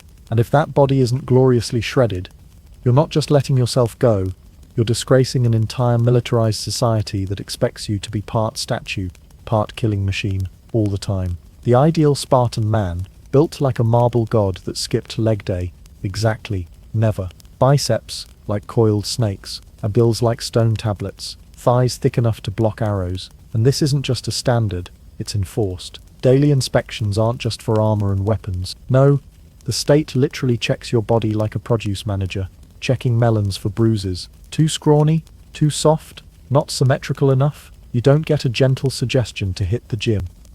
You get public shaming, plus a hearty helping of mandatory beatings with motivational screaming like, "You shame the walls of Leonidas's house." You think high school gym class was traumatic? Try standing half naked in front of your commanding officer as he pokes your abs and decides whether you look like a warrior or a wet loaf of barley bread. And there's no hiding. Spartan fashion is minimalist to the point of criminal exposure. The standard outfit is basically a glorified diaper, a red cloak, a loincloth, and confidence. That's all you get. No tunics, no armor off duty, and certainly no just chilling in sweatpants days. If you've got a weird mole, a wonky nipple, or a love handle, tough luck, friend. Everyone knows, and they will comment. Women? They're no less terrifying. In most ancient societies, women were encouraged to be delicate, pale, and quiet. In Sparta, women were ripped, loud, and more than capable of suplexing you into next week. Girls trained just like boys, running, wrestling, javelin throwing, and presumably bench pressing weaker men for fun. Why? Because a weak woman can't produce strong Spartan babies, and in Sparta, childbirth was war, and you were the weapon. The state wanted muscular mothers who could wrestle out a future hoplite without flinching. Spartan women were expected to give birth to sons who would grow up to die gloriously in battle, and they weren't subtle about it either. Their baby shower gift registry probably included iron dumbbells and combat midwife services. And these women judged. Oh, did they judge? If you were a Spartan man and your pecs weren't looking extra crisp that day, you'd get roasted by a Spartan woman faster than a pig on a spit. What's the matter, Lysandros? Your spear is sharper than your jawline. Spartan mums could roast a man to tears while in labor. Public shaming wasn't just allowed, it was a civic duty. In fact, Spartans believed that a well-shaped body was proof of inner virtue. If your muscles were slack, your morals probably were too. If you didn't maintain peak physical condition, the assumption wasn't that you were busy or injured. It was that you were lazy, weak-willed, or possibly a secret Athenian. And there's no cheating the system. No padded armor to fake those traps. No strategic tunics to hide the dad bod. If you couldn't lift your own shield without grunting like an asthmatic goat, you were mocked into oblivion. One of the most devastating insults in Spartan society was to be called a trembler, a man who wasn't just cowardly in battle but physically unimpressive. It was like being called a disgrace and a soggy noodle at the same time. Oh, and don't think old age gets you off the hook. Even the elderly were expected to stay in fighting shape. Grey hair didn't give you a pass to slack off. It gave you more experience to pass down by punching it into someone younger. If you walked with a limp, they assumed you broke your leg heroically. If you walked with a gut, they assumed you broke your spirit, eating too much honeyed cheese. But the worst fate? Becoming unfit and mocked by the youth. The ultimate Spartan nightmare. The same boys you once beat senseless in the Aoge, now pointing at your sagging triceps and whispering, "He used to be somebody," terrifying. So unless you're already doing burpees at 4 a.m. while eating boiled barley and yelling for Sparta into a mirror, you're not ready for this place. Because in Sparta, muscles aren't just admired, they're expected, inspected, and possibly worshipped. Your body is your resume, your torso is your philosophy, your quads are your contribution to society.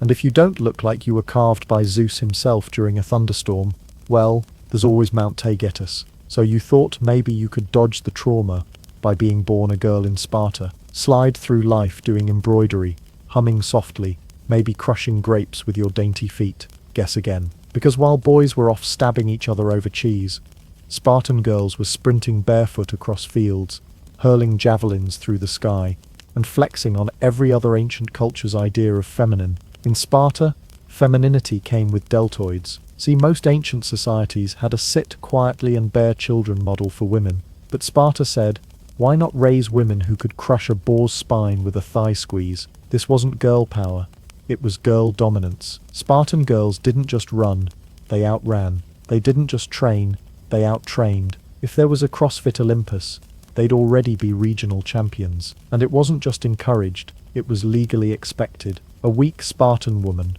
was a failed Spartan investment. The state needed strong women to produce strong sons, because in Sparta, motherhood wasn't a role, it was a military-industrial responsibility, no pressure or anything. Girls started physical training from a young age, running, wrestling, discus throwing, singing competitive songs about strength, probably while doing squats. They were fed proper food, unlike the boys, who often lived off hope and barley crumbs and weren't locked inside weaving halls. Why? Because Spartans believed weak women made weak babies, and weak babies were a national security risk.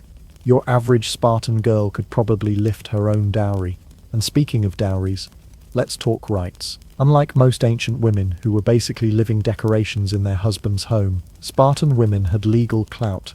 They could own land, inherit estates, control wealth, and probably crush a tax collector's skull if he got mouthy. In fact, it's estimated that women controlled nearly 40% of Spartan property. That's more than some modern hedge funds. So while the men were off dying gloriously in foreign mud, the women were back home owning real estate, raising warriors, and roasting anyone who walked funny. And boy, could they roast. Spartan women were legendary for their verbal takedowns. They didn't just insult you, they delivered soul-crushing one-liners with perfect timing. They'd call out cowardice, flab and failure with the casual elegance of a war goddess who had read every ancient burn book. Come back with your shield, or on it. Wasn't just a phrase, it was the kind of motivational send-off your mum gave you right before you marched to your probable death. Imagine a society where your own mother judges your bravery based on how horizontal your corpse is. And poetry? Oh yes.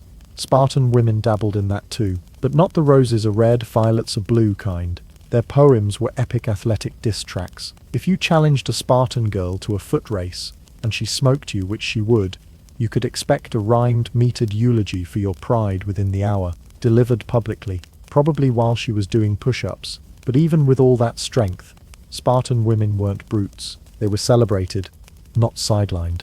Their strength was admired, not feared. In fact, foreign visitors would often leave Sparta equal parts awed and deeply afraid, having just watched a 12-year-old girl casually launch a discus into orbit while chanting a hymn to Ares. And yes, beauty standards existed, but not the fragile porcelain doll nonsense. Spartan beauty was measured in physical health, strength, posture, and the ability to terrify a man into self-improvement. Their idea of attractiveness, sturdy legs, a powerful gait, and the ability to win a javelin contest while wearing minimal clothing and maximum confidence. They even exercised naked, just like the men. Why?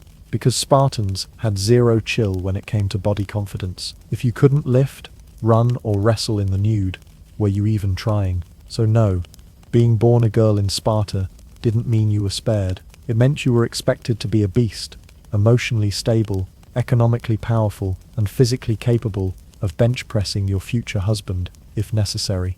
In fact, Spartan girls probably looked at the boys in the Aoge and thought, "Ah, look at them, still crying over lashings." Then they went back to practicing discus throws in formation. And if you modern reader somehow ended up in ancient Sparta as a young woman hoping to take it easy, you'd be lapped in a race, body shamed by a 12-year-old, and drafted into a competitive childbirth program by Thursday. Congratulations, you've survived the Aoge. You're scarred, shredded, and you flinch every time someone says the word cheese. You've been beaten, starved, insulted, stabbed probably, and somehow didn't die from hypothermia while sleeping on a pile of reeds. You're 18 now. Technically an adult, emotionally a war-hardened cryptid. So naturally, the Spartans celebrate your coming-of-age milestone with a murder mission. Welcome to the Cryptia, Sparta's version of a graduation ceremony. Except instead of throwing your cap in the air, you're handed a dagger and told to go commit state-approved homicide. Still think ancient history was boring? Now, let's rewind for context. Sparta had a problem. The Helots. The Helots were the enslaved class. Conquered people, mostly from Messenia, who were forced to work the land, grow the food, and basically do everything Spartans didn't want to do, which, to be clear, was anything that didn't involve weapons, sweating, or dramatic flexing in sunlight. The Helots outnumbered the Spartans by a massive margin, Some estimates say 7-1. Imagine trying to maintain power when your entire society is one bad harvest away from a helot uprising and a nationwide wedgie. Sparta's solution: terror. Institutionalized, organized, annual terror. And that's where the Cryptia came in. Here's how it worked.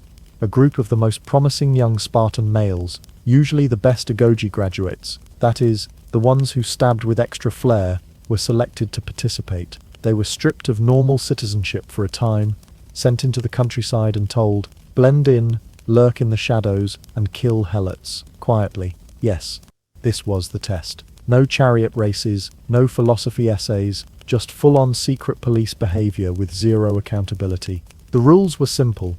Only carry a dagger, and a few provisions. Travel alone, or in small groups. Do not get caught. If you see a helot who looks strong, capable, or mildly confident, kill him. That last part isn't exaggeration. The Cryptia's job wasn't to randomly attack. It was to neutralize potential threats.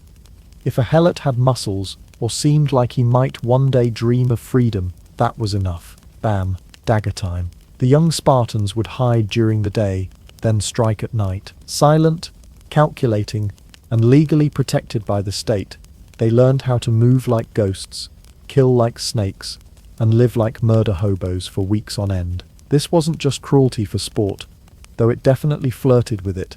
The idea was to instill fear among the helot population and prevent uprisings. A little don't get too bold or a teenager might crawl out of the wheat field and end you sort of vibe. Spartan government officials even declared war on the helots annually, so that these acts wouldn't technically count as murder under religious law. Yes, you read that right. Sparta legally declared war on its own enslaved population every year, because even the gods needed to be looped in when your graduation party involves throat slitting. And if you were thinking, wow, sounds like a messed up episode of Survivor, Bronze Age, you're not wrong. Except in this version, you win immunity by eliminating the competition. Literally. Now, if you performed well in the Cryptia, meaning you didn't die, didn't get caught, and racked up a horrifying body count, you were rewarded with what? Respect, status, and the chance to enter full Spartan citizenship, known as becoming a homoioi, the equals. Equals, in this context, means you're now eligible to eat at the adult murder table. You get a mess hall, a voting voice, and the right to spend the rest of your life shouting about glory while sharpening your sword on a boulder. But let's be clear, this wasn't normal even by ancient standards. Other Greek city-states saw the Cryptia as barbaric, even horrifying. What do you mean your teenagers disappear into the woods to kill enslaved people as a rite of passage? Athens was out there inventing democracy and writing plays about gods in awkward love triangles, while Sparta was perfecting murder internships. And of course, none of this ever really addressed the root issue, that the helots were treated like subhuman livestock and regularly terrorized to keep them compliant.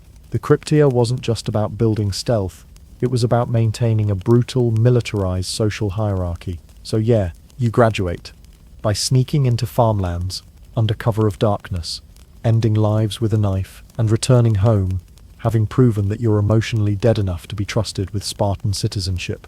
And in that twisted logic loop, you've made it. You're not just a survivor of the Aoge, you're now a full-fledged Spartan warrior. All it took was a few hundred lashes, chronic malnutrition, psychological trauma, and a solid stab-to-sunset ratio. Congratulations, you've passed your murder internship and become a full-grown Spartan warrior.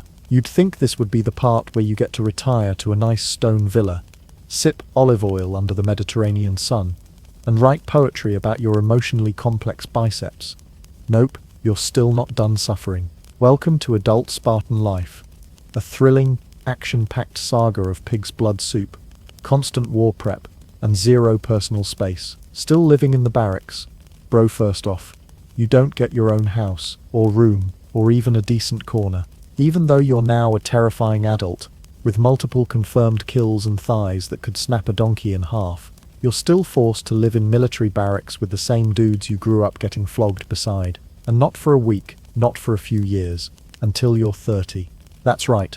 3 whole decades of snoring, burping, flexing, and aggressive male bonding with zero privacy. It's like a never-ending sleepover, except everyone's armed and emotionally repressed. Think of it as a frat house, But the hazing never ends, and the toga parties have been replaced with synchronized spear drills. Also, the floors are cold, and so is your soul. Black broth, a culinary crime. Let's talk food, specifically Sparta's national dish. Black broth. Sounds mysterious, right?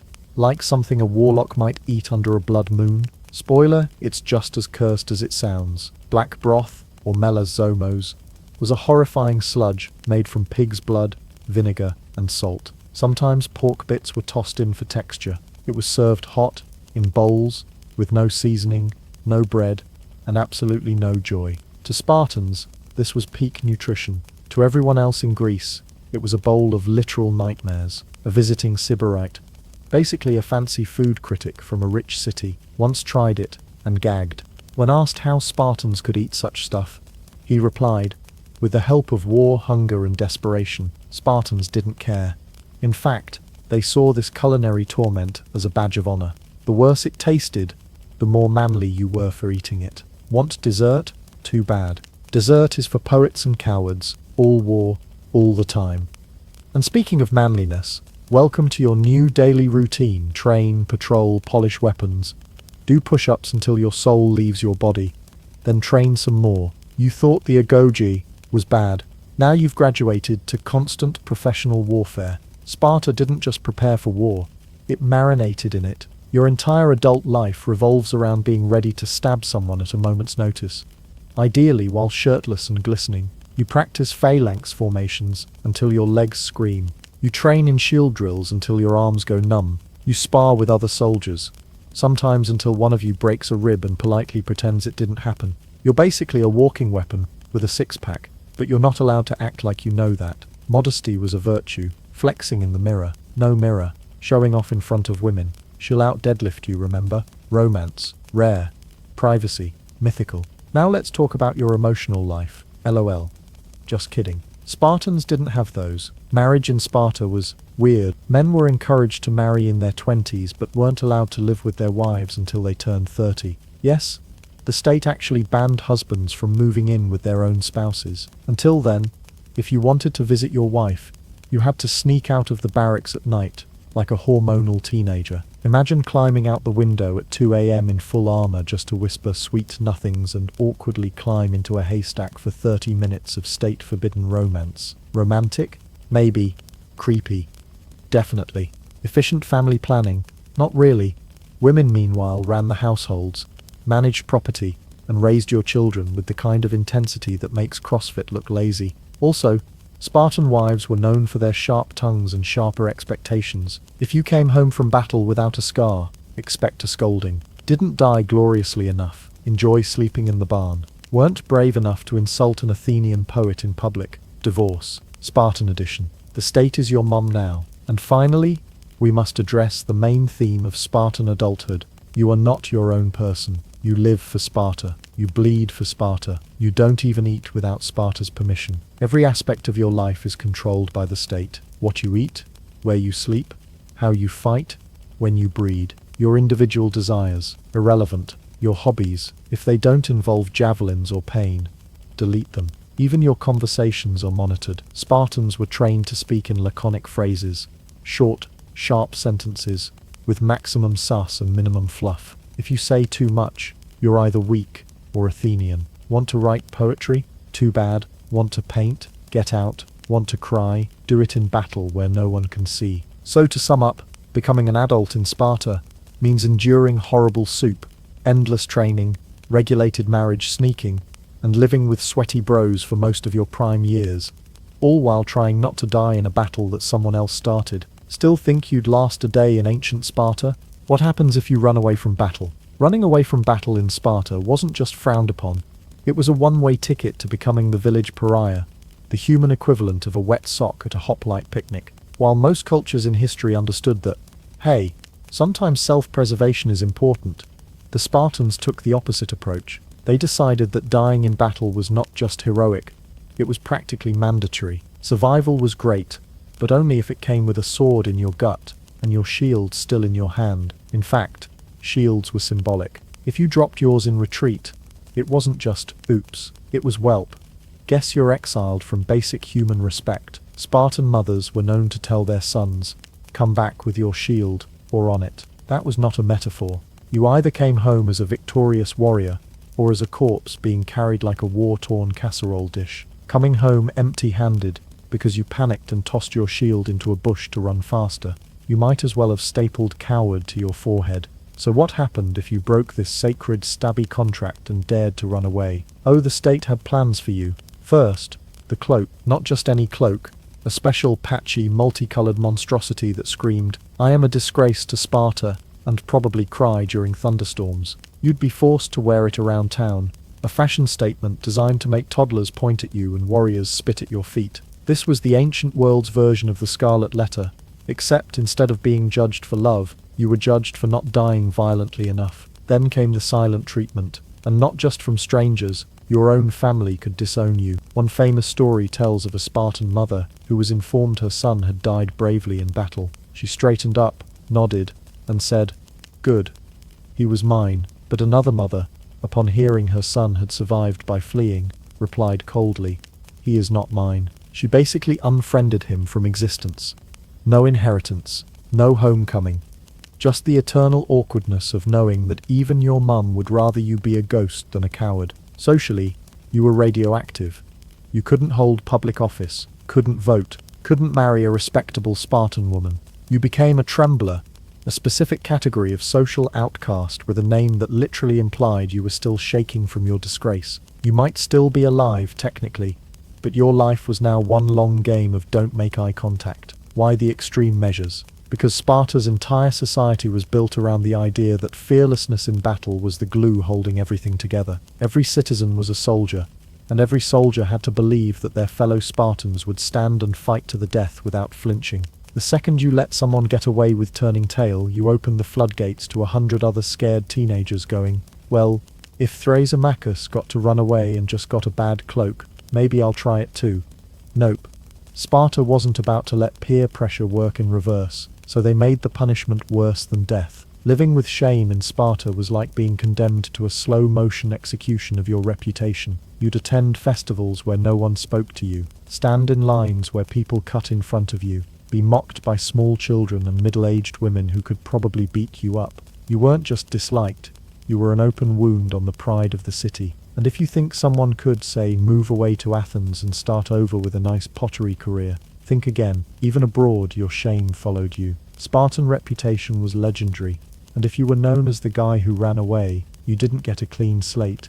You got laughed out of symposiums by toga-clad philosophers with no abs and too much wine. There were even rumors that some disgraced warriors exiled themselves voluntarily, wandering off into the wilderness or foreign lands rather than endure the smothering humiliation back home. Others tried to win redemption by volunteering for suicidal missions, essentially saying, "I messed up once, now let me die so hard that everyone forgets." Sometimes it worked, sometimes it just ended with more disgrace, but now also missing limbs. Spartan society didn't leave much room for nuance. You were either brave or dead. Anything else, unacceptable. And that's the terrifying beauty of the Spartan mindset. It was ruthlessly simple. Loyalty, strength, courage, death. No exceptions, no excuses, no "I twisted my ankle and panicked." If you weren't willing to die for your city wasn't willing to let you live in peace. So next time you imagine yourself in a Spartan helmet,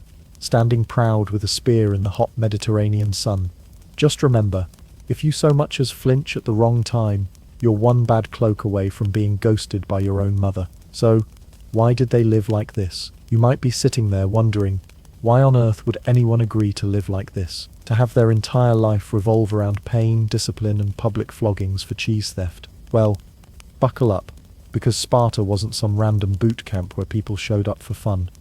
It was a survival strategy, and an extreme one at that. Imagine Sparta like one giant military camp that just happened to have houses, farms, and a weird obsession with black broth. The city-state was carved out in the middle of ancient Greece, but unlike its flashy neighbour Athens, it wasn't trying to be the intellectual capital or party hub of the Mediterranean. Nope. Sparta's entire reason for existing boiled down to one terrifying goal: defend the homeland from every possible enemy, all the time. You see, Sparta was surrounded by potential threats on all sides, not just foreign invaders like the Persians or the Messenians, but also their own helots, the enslaved agricultural workers, who vastly outnumbered the Spartans themselves. These helots were basically forced labor, tied to the land, and their resentment was an ever-present ticking time bomb. The Spartans lived in constant fear of uprisings because when you keep people enslaved and overworked, rebellion isn't a maybe, it's an eventuality. That's why Sparta needed every citizen to be a walking, talking war machine.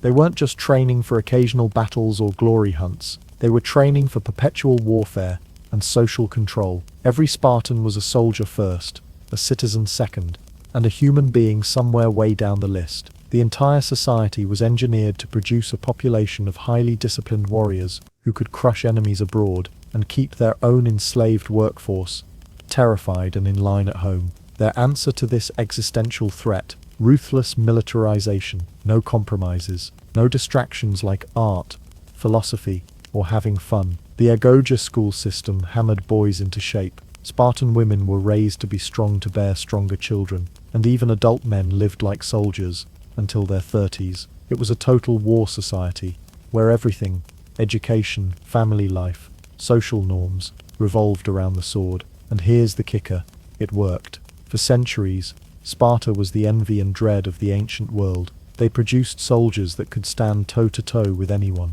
The legendary hoplites with their bronze armor and massive shields were unmatched on the battlefield. Sparta's military discipline was so fierce that even Athens, the powerhouse of culture and democracy, had to grudgingly admit Spartan warriors were a force to be reckoned with. Sparta's victory at the Battle of Thermopylae, where 300 Spartans famously held off thousands of Persian invaders, became the stuff of legend. That story alone has inspired countless movies, books, and "This is Sparta" memes. But behind the glory lay decades, no centuries of relentless preparation, harsh discipline, and an unforgiving lifestyle. But here's the thing about extreme systems like Sparta's: they're incredibly fragile. The same rigidity that made Sparta a military powerhouse also made it incapable of adapting to change. Because everything was designed around war and control, there was little room for innovation or growth outside of that narrow focus. No art flourished here. Forget about beautiful pottery or epic poetry. No groundbreaking ideas or technological advances came out of Sparta.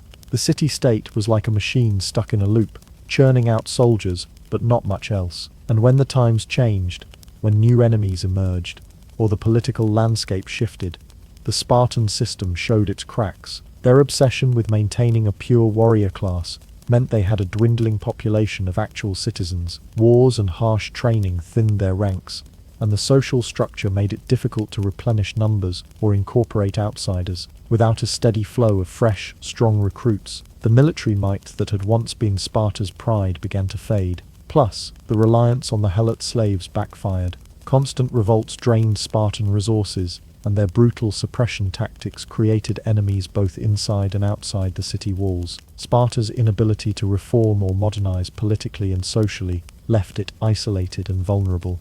Eventually, Sparta's rigid, hyper-militarized society couldn't keep up with the changing world. When war stopped being Sparta's winning formula, when newer powers with more flexible, innovative approaches emerged, Sparta's dominance crumbled. The city that had once been the ultimate warrior society faded into the background of history, more of a cautionary tale than a model to emulate. So yes, Sparta lived like this: harsh, disciplined, brutal, because it believed that was the only way to survive in a world filled with enemies and threats. But like many extreme systems, its strength was also its weakness. The all-or-nothing, kill-or-be-killed mentality created unmatched warriors, but at the cost of everything else. In the end, Sparta's story is a lesson about balance. Sure, dedication and discipline can forge greatness, but without flexibility, empathy, and innovation, even the mightiest fortress can crumble. Let's be honest, if the wolves didn't get you as a newborn, the cheese flogging competitions during your childhood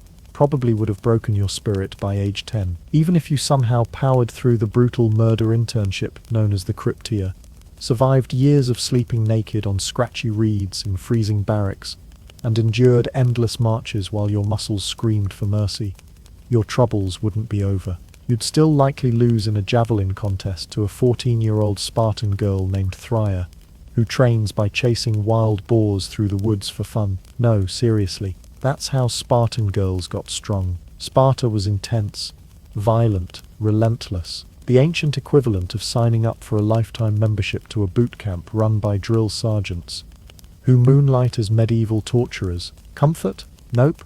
Fun? Forget it. Modern hygiene? Laughable. If you like your life with soft beds, reasonable workloads, and a steady supply of clean socks, Sparta was definitely not the place for you. The Spartan way was built for warriors, not wimps. It demanded the ultimate sacrifice, your childhood, your comfort, your individuality, all for the sake of the state. So unless you're secretly dreaming of waking up every day to black broth and a volley of spears, maybe stick to watching the movie 300 from your couch instead. Because surviving a day in Sparta, that's not just tough, it's practically impossible.